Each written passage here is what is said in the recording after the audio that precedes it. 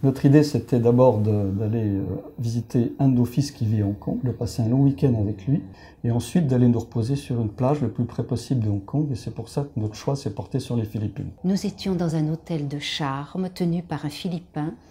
Nous avions notre piscine privée, bien sûr, et notre plage privée aussi, avec un beau sable blanc, un bateau à notre disposition pour voir le coucher du soleil. Enfin, c'était magnifique. Tout ça, c'était le rêve.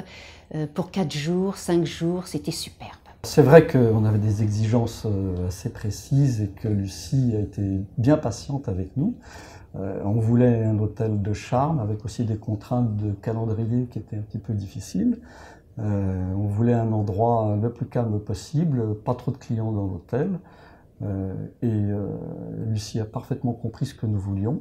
Et lorsque nous sommes arrivés sur place, eh bien, on n'a pas été déçus, c'était exactement ce qu'on voulait. Nous sommes allés dans une réserve où vivent les plus petits mammifères du monde.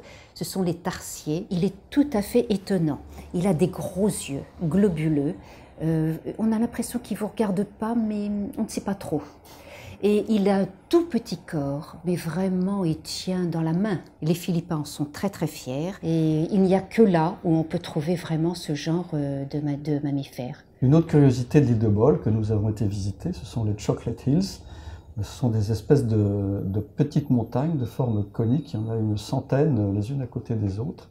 Et elles sont couvertes de végétation qui, à l'époque, à la saison sèche, deviennent marron, de couleur de chocolat. Et c'est pour ça qu'on les appelle les Chocolate Hills. Et c'est assez curieux et on ne trouve ça que sur l'île de Bohol. Ce qu'on a rencontré chez Marco et Vasco, c'était pas l'agence traditionnelle qui nous impose un programme bien fixe. On a vraiment eu quelqu'un. Il y a une grande souplesse. Quelqu'un qui a bien compris ce qu'on voulait. Oui. C'était l'écoute et la compréhension de nos besoins et une excellente réponse à nos exigences. Et je dirais la même chose.